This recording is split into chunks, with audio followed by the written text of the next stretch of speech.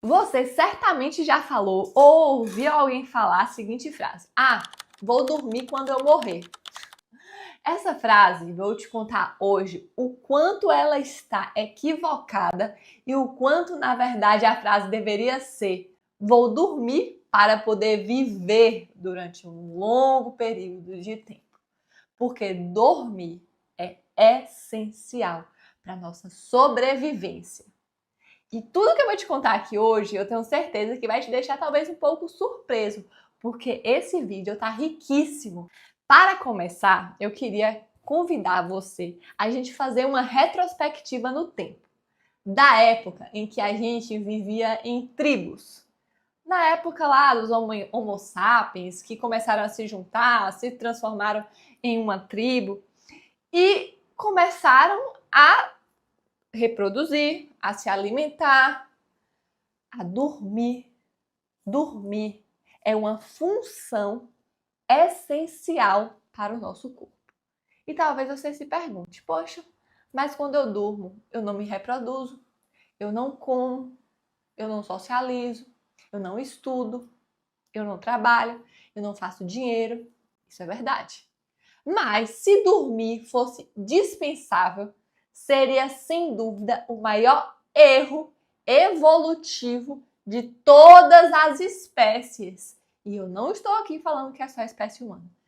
Todos os animais dormem.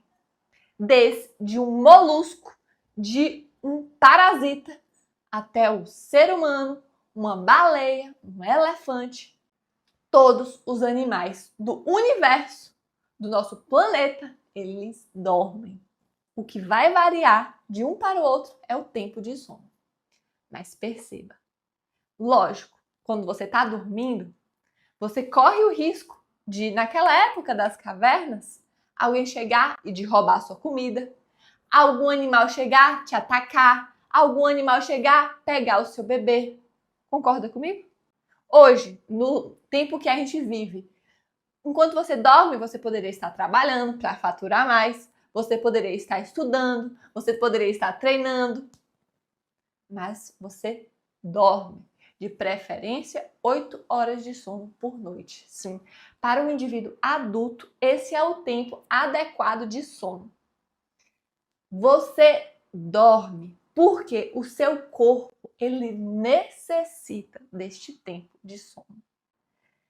O sono não é perda de tempo. O sono é um processo ativo no qual o seu corpo está trabalhando para restabelecer todas as estruturas que existem em você. É considerado, inclusive, mais importante do que você fazer atividade física e se alimentar. Dormir é essencial. Pessoas que não dormem aumentam o risco de doença de Alzheimer, aumenta o risco, inclusive, de cânceres, aumenta o risco de doença cardiovascular, aumenta o risco de obesidade, aumenta o risco de problemas no sistema imunológico. Não dormir gera uma cascata de problemas no seu corpo. Dormir é essencial. Vou falar mais uma vez: enquanto você dorme, enquanto o seu corpo está lá, descansando, ele está trabalhando.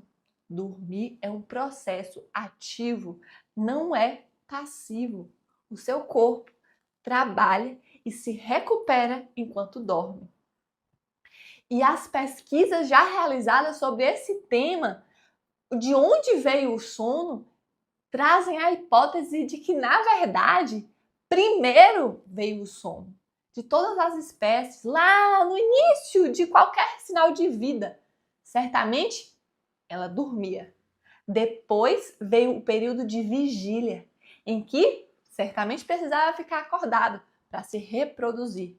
Mas o sono é o que veio primeiro. Então pode ter certeza, se ao longo de milhares e milhares de anos, todas as espécies nesse planeta dormem, o ser humano, que já evoluiu tanto, continua dormindo. Isso não é brincadeira. Isso é sério.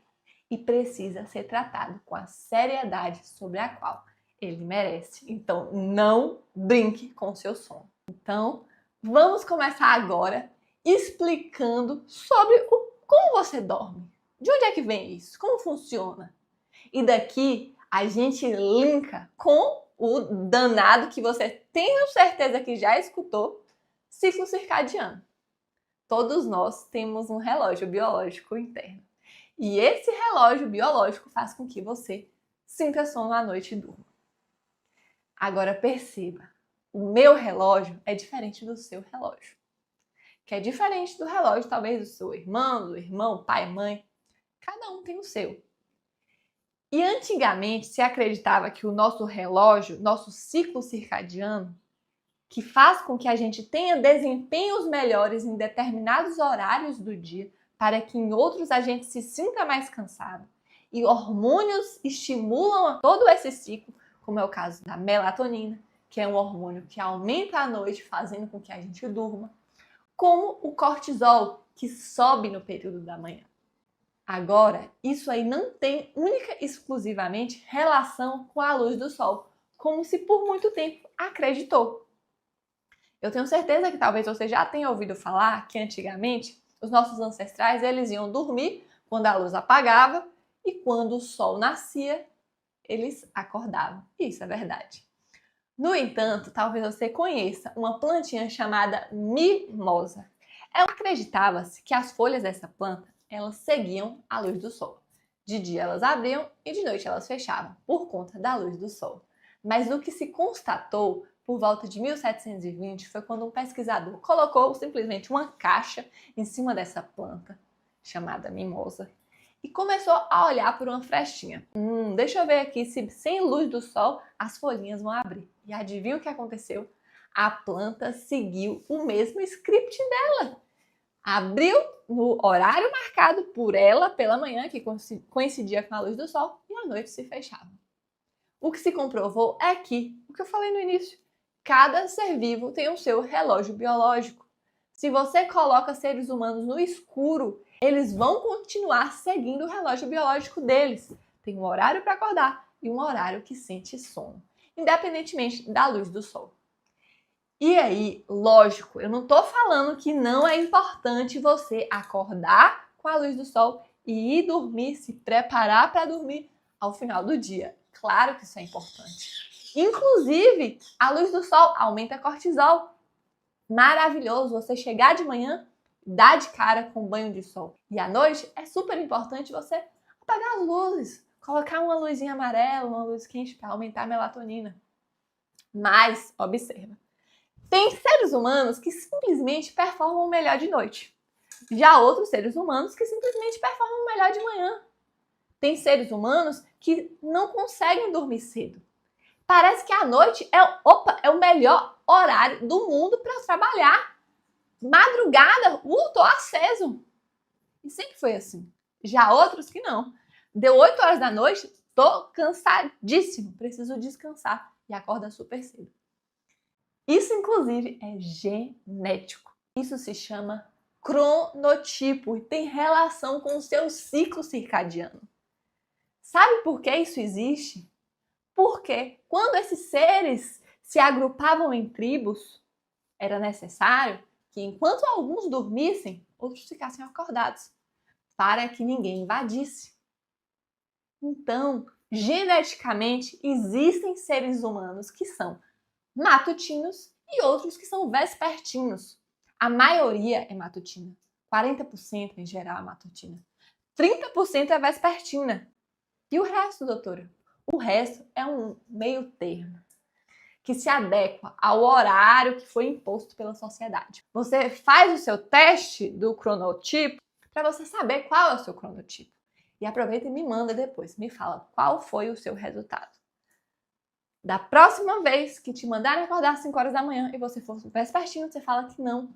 No seu ciclo circadiano, você performa melhor de noite e respeite isso. Respeite que faz parte de quem você é. Fechado? Agora eu quero te contar uma segunda coisa que afeta também o seu sono, que faz com que você durma, além da pressão do seu ciclo circadiano. E o nome dela é adenosina. Calma que eu vou explicar. A adenosina é uma substância, vou chamar assim, que vai se acumulando no seu corpo, que vai criando uma pressão e vai aumentando enquanto você não dorme. Você tá lá, acordou de manhã, essa adenosina começa a se acumular, a se acoplar em alguns receptores do seu cérebro que vão trazendo uma sensação de cansaço. Ao final do dia, você está extremamente cansado, junto com, lógico, o seu ciclo circadiano, que vai estar ali em um momento em que o seu relógio biológico está querendo relaxar. Os dois somados fazem com que você deixe na cama e simplesmente durma. Além do ciclo circadiano, essa quantidade de adenosina que se acumula durante o dia vai fazer com que você se sinta sonolento à noite. E aí o que acontece é que muitas pessoas, elas se sentem sonolentas, inclusive talvez uma sonolência diurna até excessiva. E é por esse motivo que eu quero que você faça também o teste relacionado à sonolência que está em um dos materiais nesse módulo. Porque não é normal ficar sentindo sono o tempo todo. Não é normal sentar na cadeira e adormecer. Inclusive, isso às vezes é até arriscado. Porque se você estiver fazendo isso no trânsito, pode causar um acidente. Isso talvez seja reflexo de uma privação crônica de sono. E aí, quando você, no estado de privação crônica, começa a usar cafeína, o que a cafeína faz? A cafeína, ela se acopla no receptor da adenosina. Onde era para a adenosina se acoplar, essa substância que eu expliquei que faz com que você se sinta sonolento, a cafeína vai lá e plum, fica lá, acoplada. Mas é claro que esse efeito não dura para sempre. Tem uma hora que a cafeína é metabolizada e aí, ó, do nada, vai-se embora o efeito da cafeína e vem aquela pressão de sono enorme que estava ali acumulada, só que você não sentiu, porque a cafeína ocupava o receptor. Mas agora que o efeito foi embora, vem de novo a sonolência. E aí o que você faz? Toma outro café ou vai dormir?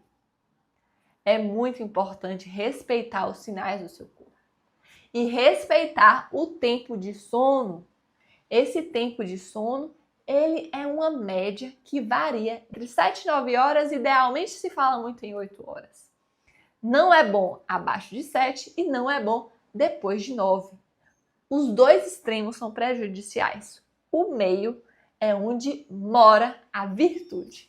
E o que acontece quando você perde uma noite de sono? Por exemplo, eu como médica, já dei muitos plantões. O que acontece quando eu não durmo à noite? Quando eu não durmo à noite, o meu ciclo circadiano continua do mesmo jeito. Naquele momento que era para eu estar dormindo, vai me mandar sinais e a adenosina vai continuar aumentando. Só que o ciclo circadiano, ele continua normal. Como se eu tivesse dormido. Já a adenosina não. A adenosina continua aumentando, vai aumentando, aumenta sem parar. Não para de aumentar. E o que acontece se você não dorme? Se você não dorme, tem um momento que no dia seguinte, por exemplo, às 7 horas da manhã, talvez você se sinta até, nossa, aquela sensação de cansaço extremo passou um pouquinho. Por quê? A distância entre o ciclo circadiano e a pressão de sono da adenosina diminui. No entanto, nesse gráfico, por exemplo, você consegue perceber que nos locais, nos horários em que a distância é enorme, por exemplo, muitas vezes ali no final da manhã ou no final do dia, você vai sentir um sono terrível, um sono muito mais forte que o normal, que é justamente onde esses gráficos eles se afastam. Quanto mais longe esses dois, maior a sensação de sono, maior a vontade de dormir. E não estranhe quando durante um dia, mesmo depois de ser privado de sono, você se sinta bem em alguns momentos. Porque casa justamente com períodos em que esse gráfico aí, a distância reduz um pouco. Fala sério se isso não é fantástico. E agora, para você ficar ainda mais encantado com o seu corpo, descobrindo sobre como funciona sobre o seu sono, eu vou tentar te explicar de uma forma bem simples como é que você dorme, como funciona, quando você está dormindo, o que é que acontece. Eu acho que você já ouviu falar de sono não REM e sono REM. Essas duas fases, sono REM e sono não REM, elas se repetem a cada 90 minutos enquanto a gente dorme. E eu vou te mostrar um ciclo de como elas funcionam. Mas antes, eu queria te familiarizar um pouco com esse nome. De onde vem REM e não REM, pelo amor de Deus? REM significa em inglês movimentos oculares rápidos. É o movimento do olho muito rápido. E ele foi descoberto, foi estudado pela primeira vez quando um pesquisador, um cientista, observou a sua filhinha dormir. Ela simplesmente tinha um momento, um bebezinho, que começava a bater o olhinho. O olho começava a bater. E ele achou aquilo estranho. Mas observando a filha dormir durante o período da noite, ele percebeu que esses movimentos oculares rápidos se repetiam em alguns momentos. E depois de um tempo conseguiu fazer um gráfico. E esse gráfico é como funciona a sua noite de sono. Durante a noite, você passa por ciclos, como eu expliquei, que alternam entre o sono REM e o sono não REM. Então, tudo começa quando você passa dessa vigília, que é a fase que a gente está acordado, para aquele estado de inconsciência completa em que você deixa de ser você e passa a estar adormecido. Começa, então, o não REM. Seus olhos não estão batendo. E ele começa superficial, na fase 1, depois vai aprofundando. Fase 2 e fase 3. Dividem em 3 e 4, mas a 3 e 4 estão acopladas, então vamos falar em 3 fases do sono não REM. A terceira é a mais profunda. Então a gente tem aí as 3 fases do sono não REM, quando depois vem então a fase do sono REM, que também é uma fase considerada onde os movimentos oculares estão presentes, mas o que o seu cérebro está em total ativação. Seu cérebro está super ativado e é aí que vivem os sonhos. E os sonhos, inclusive, são uma ferramenta poderosa emocional que precisam acontecer. Nem sempre você vai lembrar, mas em geral eles estão presentes. E todo esse ciclo entre sono não REM e REM dura cerca de 90 minutos, como eu mencionei aqui. E esses 90 minutos vão se repetindo ao longo da noite. Mas percebe o seguinte nessa imagem. No final da noite, quando já está perto do amanhecer, nós temos mais sono REM do que não REM. Enquanto no início, o tempo de duração do sono REM é maior do que o sono não REM. Então, para você que às vezes adora acordar, vou dar o exemplo aqui da minha irmã, que é triatleta e acorda às vezes 4 da manhã para andar de bicicleta, quando ela faz isso, ela está perdendo o sono REM, principalmente, que está mais predominante no final da noite. Lógico, ela teve um pouquinho desse sono antes, mas é no final da noite, quando o dia está quase amanhecendo, que o sono REM ele é mais predominante. E é por isso que grande parte das vezes é bem capaz de você acordar se lembrando de um sonho que você teve nessa fase. Porque é no sono REM que a gente consegue sonhar profundamente. E de um modo inverso, no início da noite, a gente tem mais o sono não REM. E percebe o seguinte: esses dois são importantíssimos para a nossa memória. No entanto, quando a gente fala em memória relacionada a algo que a gente estuda e que a gente quer gravar, o sono não REM, que é o do início, é um dos mais importantes. Porque é ali que a gente consegue, o nosso cérebro, ele faz uma depuração de algumas informações e fixam outras informações mais importantes. Então, o sono não REM, nesse sentido, ele é importantíssimo. E observa o seguinte, você já percebeu, eu acredito que sim, que você não consegue lembrar de absolutamente tudo o que aconteceu na sua vida nos últimos anos. Você lembra de algumas coisas e outras você não lembra mais. E isso acontece justamente por conta do sono. O nosso cérebro é como se fosse um HD de um computador. Ele não consegue guardar todas as informações. Imagina ao longo dos anos que a gente viveu se a gente lembrasse de absolutamente tudo, todos os dias, todas as conversas, tudo. A gente não lembra. Muita coisa foi deletada. E sabe quando isso é deletado? É quando você dorme. Quando você dorme, Nesse estágio de sono não REM, principalmente, informações são deletadas enquanto outras são solidificadas. O seu cérebro identifica, não, isso aqui é importante, vamos armazenar essa informação, não, isso aqui dá para esquecer. E assim sucessivamente.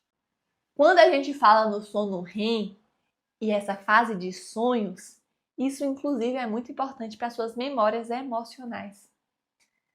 Nas suas memórias emocionais ficam registradas informações. Algumas são gravadas e são revividas sem aquela adrenalina que acontece na vida real. No sonho não existe adrenalina. Em geral, não deveria ter. Um parêntese aqui é que pessoas com estresse pós-traumático vão ter sonhos extremamente vívidos, em que você se sente extremamente angustiado durante o sonho. Mas, em geral, isso não acontece. E é nesta fase que a gente consegue também solidificar algumas emoções, depurar outras emoções, amenizar, como é o caso, por exemplo, do luto. Depois de um longo período, lógico, o tempo ajuda a gente de outras formas, através de terapia, através de novas vivências, através de aprendizados. Mas o sono também é importante nesse período. Você consegue perceber como o seu sono é importante e como você não pode simplesmente modificar o padrão dele, querer acordar antes do que você deveria acordar. O ideal é ter um horário de sono fixo. Dormir todos os dias no mesmo horário e acordar todos os dias no mesmo horário. Eu sei que é muito difícil manter essa constância, mas o quanto mais você se esforçar, melhor. E aqui a gente entra, inclusive, em uma outra questão, que é a insônia. Por quê? Existe a privação crônica de sono, que é aquela pessoa que muitas vezes está cansada, gostaria de dormir e não dorme, e tem prejuízos por conta disso. Mas tem aquele outro ser que adoraria dormir, deita na cama na hora certa, mas simplesmente não dorme. Fica ali se batendo de um lado para o outro, não dorme. E insônia é um problema de saúde que precisa ser tratado. Muitas vezes a pessoa que tem insônia, ela não consegue dormir antes de 30 minutos. Isso é um critério. Você deita para dormir, dá 30 minutos, você tá lá.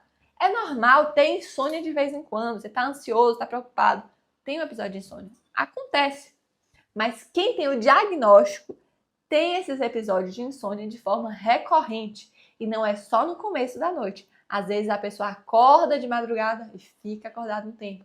Ou a pessoa acorda antes do horário e não consegue voltar a dormir.